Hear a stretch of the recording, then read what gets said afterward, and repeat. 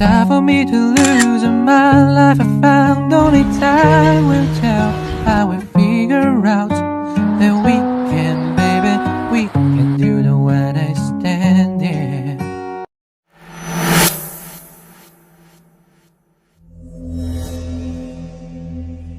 Saya rasa nomor satu, biaya pendidikan itu mahal. Education is expensive, but stupidity is more expensive. Education is expensive, but ignorance is more expensive. Jadi pendidikan mah mahal, tapi kebodohan itu lebih mahal lagi. Nah, kita harus mengalokasikan anggaran yang cukup untuk pendidikan. Dan kalau boleh saya tambahin, dan kesehatan. Karena itu satu paket. Kualitas manusia itu bukan hanya pendidikannya aja, tapi kesehatan. Jadi kesehatan dan pendidikan, alokasi yang diberikan ke sana jangan dipandang sebagai biaya, tapi dipandang sebagai investasi. Assalamualaikum warahmatullahi wabarakatuh. Hai teman-teman, perkenalkan saya Wafik Azizah, mahasiswa dari Universitas Islam DDI Andre Buruta Haji Abdurrahman Ambadale, Fakultas Tarbiyah dan Ilmu Keguruan, Prodi Pendidikan Bahasa Arab semester 1. Pada kesempatan kali ini, kita akan membahas topik ekonomi pendidikan, khususnya mengenai analisis dampak investasi pendidikan pada pembangunan ekonomi jangka panjang, terutama di negara berkembang. Pendidikan seringkali dipandang hanya sebagai urusan sosial, padahal pendidikan juga merupakan faktor penting dalam pembangunan ekonomi suatu negara. Di video kali ini, kita akan melihat bagaimana investasi pada pendidikan dasar dan menengah dapat memberikan dampak positif yang berkelanjutan bagi perekonomian. Konsep investasi pendidikan dapat diartikan sebagai segala bentuk pengeluaran dan upaya yang dilakukan untuk meningkatkan kualitas dan akses pendidikan. Investasi ini tidak hanya berupa pembangunan sarana fisik, tetapi juga mencangkup peningkatan kualitas tenaga pendidik. Yang kedua, pengembangan kurikulum, penyediaan fasilitas belajar yang memadai, serta pemerataan akses pendidikan bagi seluruh lapisan masyarakat. Pendidikan disebut sebagai investasi karena manfaatnya tidak langsung dirasakan dalam jangka pendek, tetapi memberikan hasil yang signifikan dalam jangka panjang. Individu yang memperoleh pendidikan lebih tinggi cenderung memiliki keterampilan dan produktivitas yang lebih baik, sehingga mampu memberikan kontribusi lebih besar terhadap perekonomian. Berbagai studi menunjukkan bahwa setiap tambahan 1 tahun pendidikan dapat meningkatkan pendapatan individu secara signifikan, yang pada akhirnya berdampak pada pertumbuhan ekonomi nasional. Investasi pendidikan memiliki beberapa dampak penting terhadap pembangunan ekonomi jangka panjang. Yang pertama adalah meningkatkan produktivitas tenaga kerja.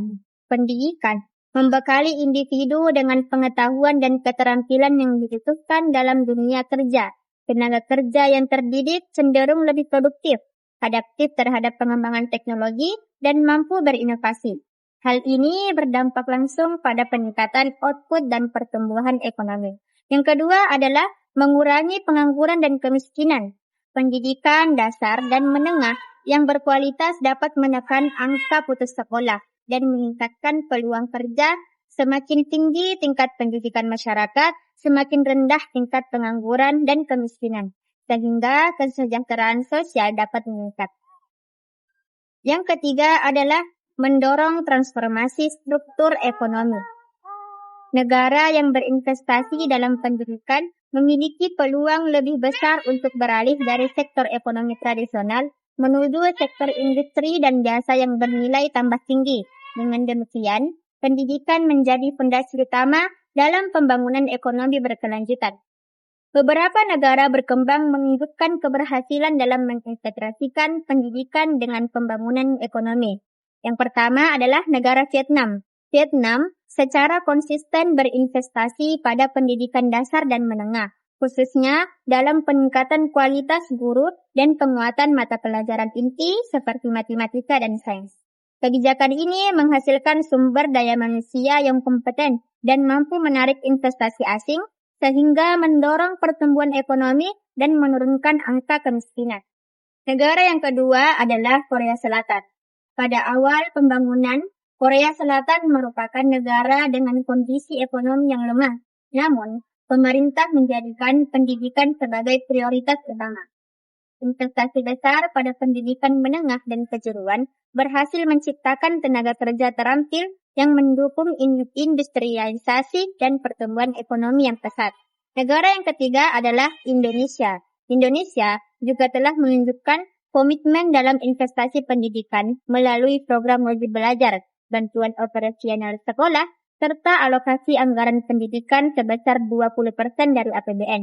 Meskipun masih menghadapi berbagai tantangan, kebijakan ini menegaskan bahwa pendidikan dipandang sebagai investasi jangka panjang bagi pembangunan ekonomi nasional. Dari pembahasan tersebut dapat disimpulkan bahwa pendidikan dan pembangunan ekonomi memiliki keterkaitan yang sangat erat. Investasi pada pendidikan, khususnya pendidikan dasar dan menengah, memberikan dampak positif yang signifikan dalam jangka panjang, baik melalui peningkatan produktivitas tenaga kerja, pengurangan kemiskinan, maupun transformasi struktur ekonomi. Oleh karena itu, peningkatan investasi pendidikan harus menjadi prioritas utama dalam strategi pembangunan nasional. Demikian pembahasan mengenai dampak investasi pendidikan terhadap pembangunan ekonomi. Semoga video ini dapat menambah wawasan dan pemahaman mengenai pentingnya pendidikan dalam pembangunan jangka panjang. Terima kasih telah menyaksikan video ini. Sampai bertemu pada pembahasan selanjutnya. Billahi taufiq wa hidayah. Wassalamualaikum warahmatullahi wabarakatuh. Essa tá quente, a parada mais pra frente. Vem, não dá, não vende. Segura, mas tá